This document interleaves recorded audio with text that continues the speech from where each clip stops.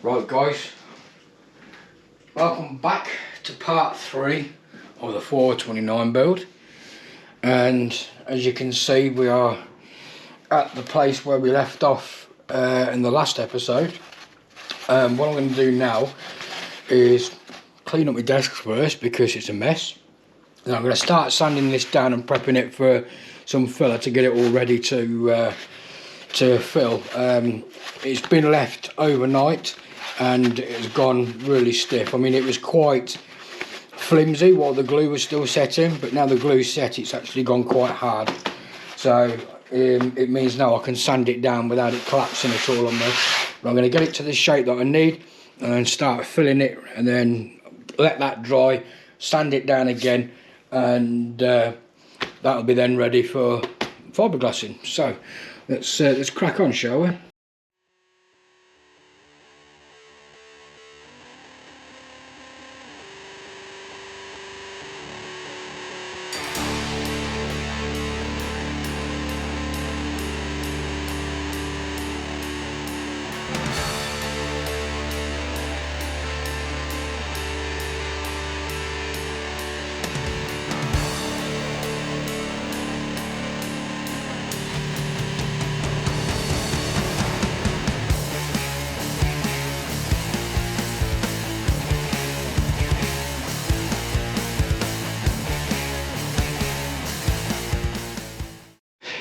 Right, so as you can see, I've just gone nuts sanding it, and it's ready to put filler on. Now, I'm not going over the top with the filler, purely and simply because it didn't need to be. I use this Volden ready mixed lightweight filler. In the UK you can get this from places like B&Q or Wix. Wix do their own. In the States I'm sure you've probably got hardware stores that do deep gap lightweight filler as well. But this is just, it's literally like micro balloons. I've already used most of this tub up on previous models, but you can see there it is literally just like micro balloons. I have got another tub ready to go, but yeah, let's start filling. And always remember, when it comes to filling, less is more. Don't go plastering it all on completely because it takes ages for it to dry out. So I tend to skim it over first, let it dry, give it a quick sand, then do it again, and I'll just keep doing that, because obviously once this is done I'll probably give it a coat of PVA white glue to seal it all in, sand it down to make it a little bit harder, and then that'll be ready for fiberglassing. So let's get filling.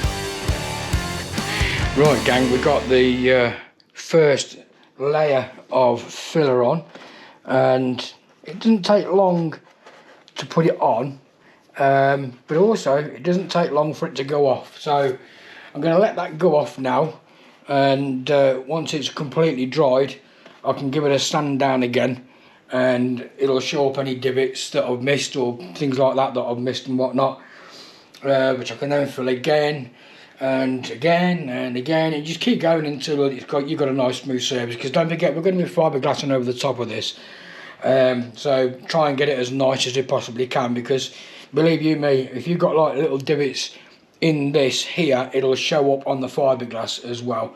So just make sure that you fill all your gaps and all your crevices and all your dinks and dents and God knows what, and you'll end up getting hopefully a nice piece. So we'll let that dry and then we'll come back and we'll give it a sand again and see what we're left with. Right gang, this is all nice and dry now. It normally takes about 20 minutes, but just to be on the safe side I've left it for like a couple of hours. So I'm going to get the old sanding block on it again now and sand all this down and see where else it needs filling, and then we'll go from there.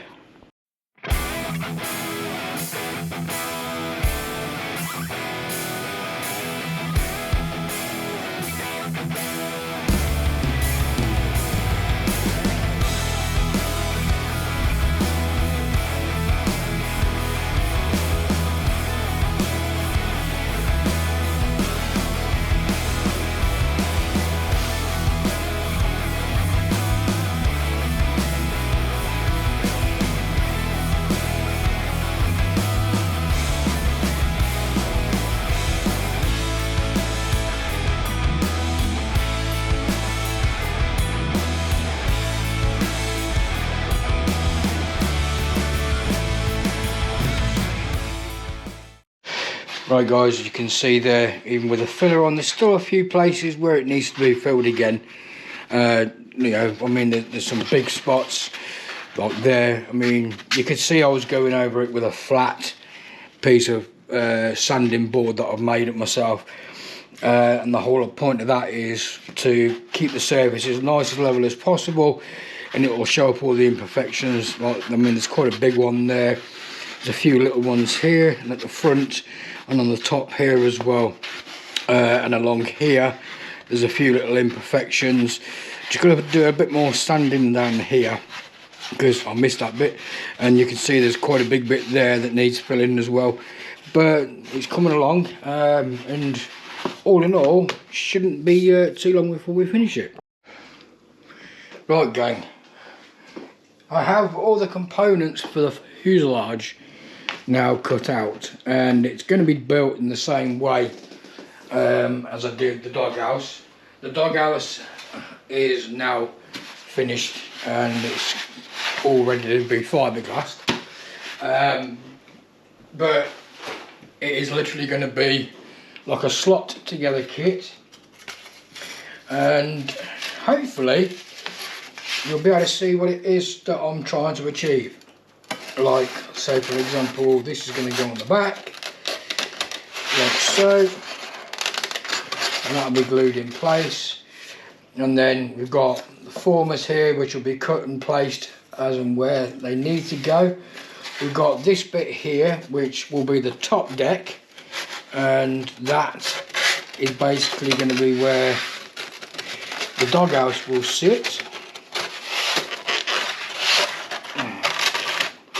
Like so. So if you can imagine the doghouse again,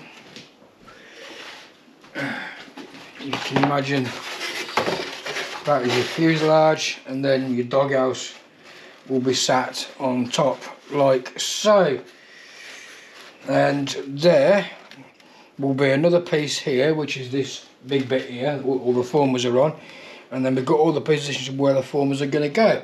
And hopefully that will make up the fuselage. So let's get putting it together, and we'll do it in time-lapse mode. I'm going to be winging it again, and hopefully it'll come out like the doghouse did. So let's get on with it, shall we? Right guys, I've made a few modifications, but we are now finally ready to assemble this fuselage. Now what we have is we have a side keel section here, we have the mid front keel which will go along here, we have the rear mid keel which will go at the back, and then we've got the doghouse keel which is going to go at the top. Now these are all angled, so this is angled like that way and the same on the other side, and then we've got here our front former, and then we've got former 1, F1A, F2, F3, F4, F5, F6, F7, F8 and F9. So all together now, we've just got to slide it all in place and then start gluing. I'm going to use wood glue on this instead of Yoo-Hoo Pour, because wood glue, it's better to work with, gives me time to pin stuff, and it doesn't go off that quick, but it goes off quick enough. So let's get on with it, shall we?